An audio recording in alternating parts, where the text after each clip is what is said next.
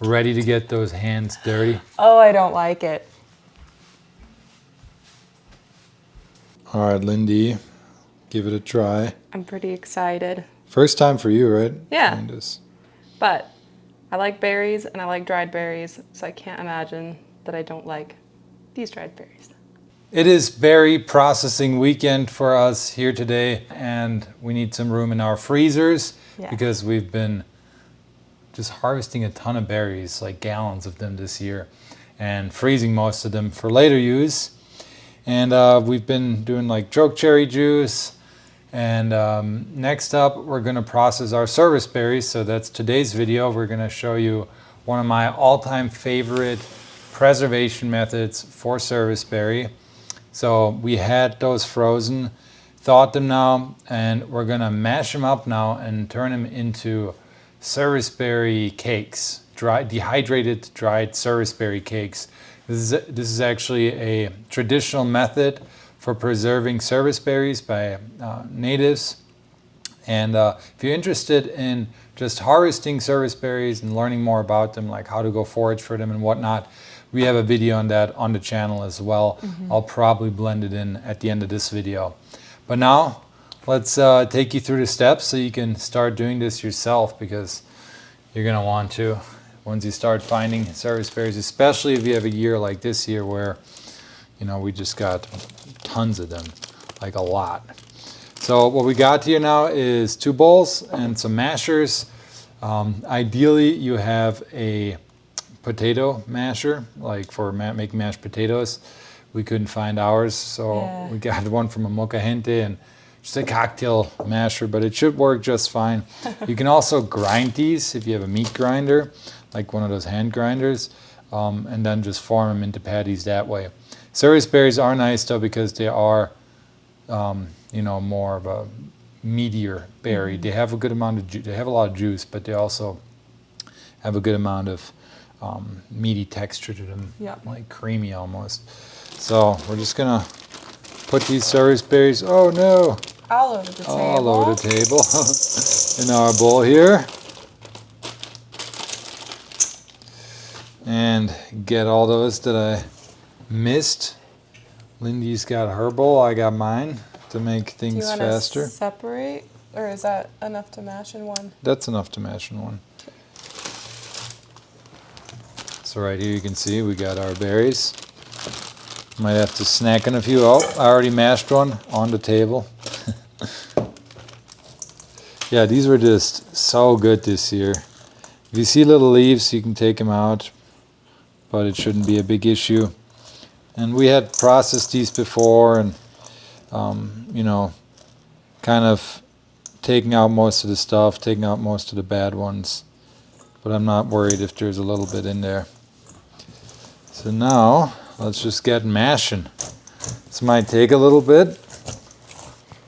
They're still slightly frozen, which ideally they weren't. But such is life. Such is life. Got a big day today, so I'm gonna have to keep going. It's processing day here. Yeah. And this is gonna take a while, so we will see you once we have these all mashed up. Okay, so here we have our mashed serviceberries, as you can tell. It's real thick. It's a thick dough, which makes these perfect for this kind of dehydration method. It is almost like a burger consistency, like raw burger. Yeah, it's cool. But all we're gonna do now is take a little ball of them, form them into smash burger patties, basically, pretty thin. Place them on our dehydrator sheets, and then they go into the dehydrator. Yeah.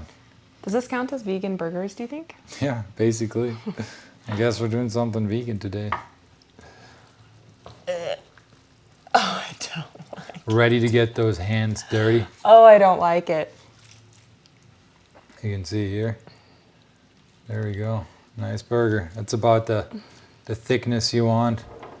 Like, hope you can see that from all the way over there.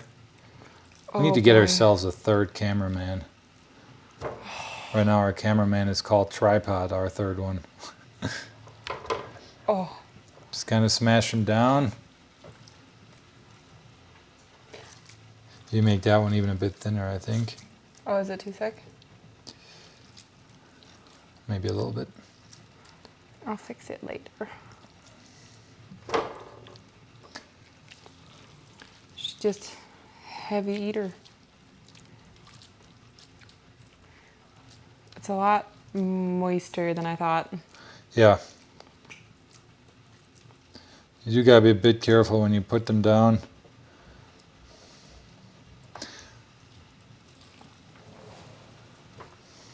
See if I can get it back up again. Who knew? Fell apart. It's kind of fun though. It's definitely not a clean activity. Nope. Hey, getting your hands dirty, that's what it's all about. Keep a little space between them and the dehydrator sheet. That just lets more airflow get there. And they will hopefully dehydrate a bit quicker that way. You can also do this with sun dehydration. I've done that before. You just get almost like, I mean, you could just use dehydrator sheets, but people built these frames, like a wooden frame, and then there's like, I know some people like to use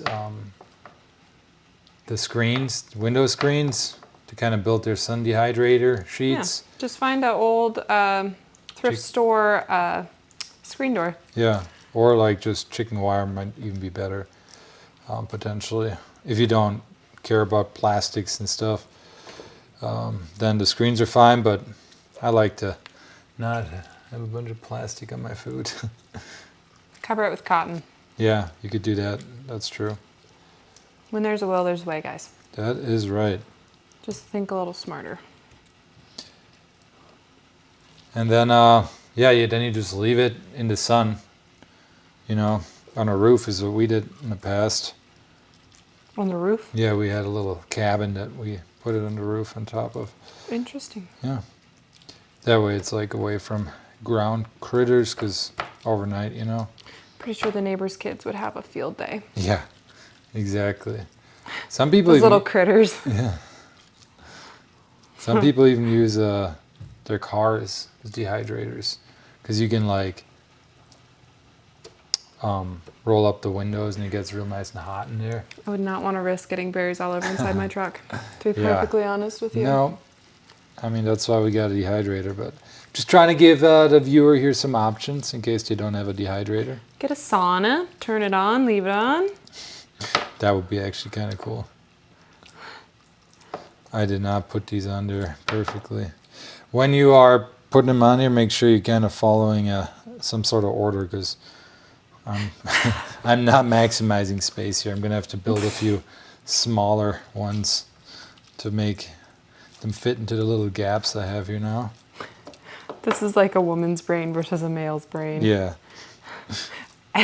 Then these are perfect In real next life. to each other.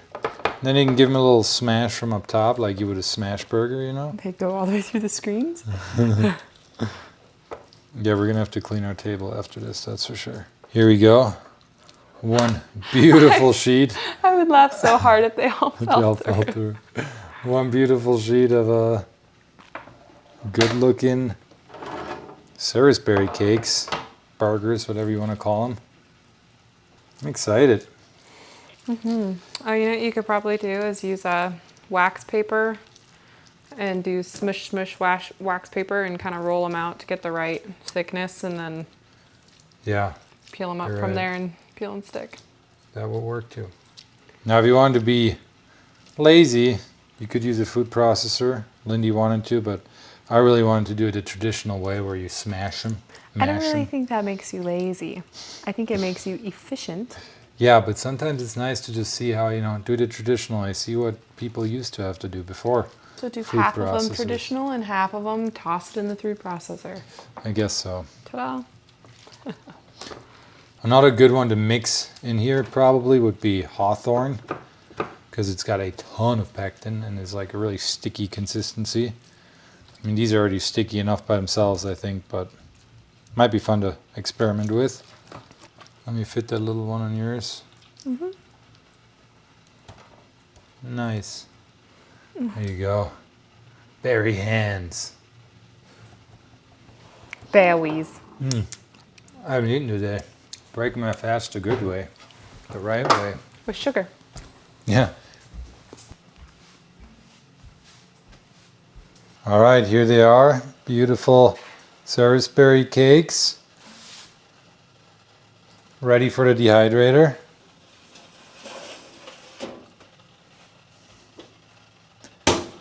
I'm gonna set the temperature to about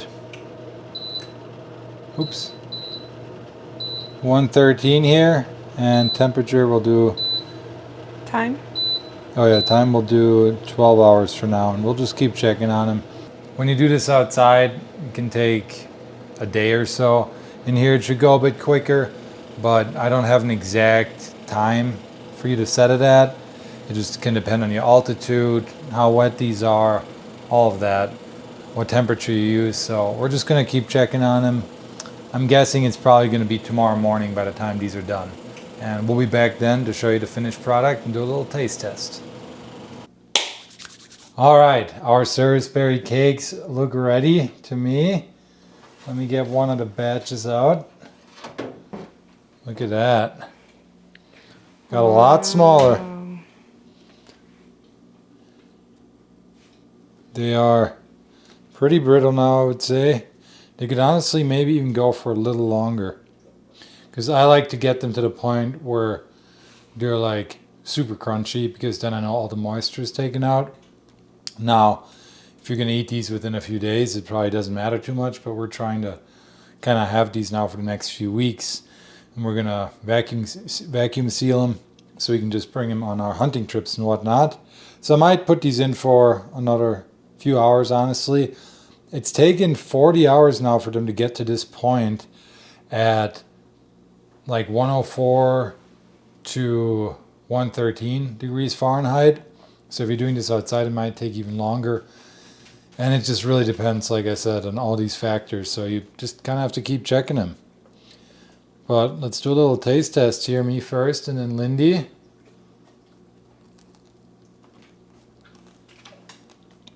Oh, great. Really good. Good, like always. You could even add a little honey into the dough, I bet, if you need it sweeter, but this has the perfect sweetness for me. So let me grab the camera and then we'll have Lindy try this. Woohoo!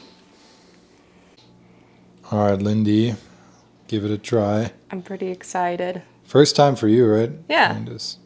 But I like berries and I like dried berries, so I can't imagine that I don't like these dried berries.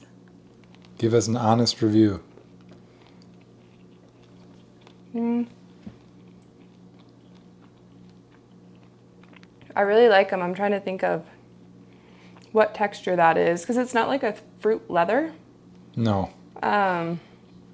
It's really good though. Like, I like the texture quite a bit. If you mixed this in, maybe put like little chocolate pieces with it, like for your trail mix. Yeah, that'd be great. Like baker's chocolate, just cut up, and then this kind of crinkled in a bag. It's like a granola. Yeah, I was about to say, it's almost like a granola bar texture right now. Exactly. With that kind of sweet, fruity flavor, I'm a really big fan, actually. I think this is a great way to do it. Success. Huzzah. That's it, y'all. Thank you so much for watching. Until next time. Goodbye. Bye-bye.